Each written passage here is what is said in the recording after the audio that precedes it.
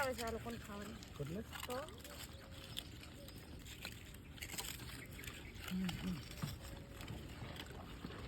આમાં કોળી કરવી છે ભાભી આમાં કોળ પર નાખું આખું જ લઈ જવું પડશે ત્યાં આગળ.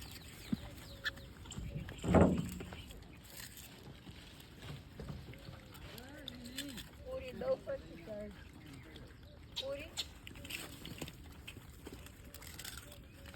આ બાજુ તો મજા આવે છે આ લોકોને ખાવાની. એટલે તો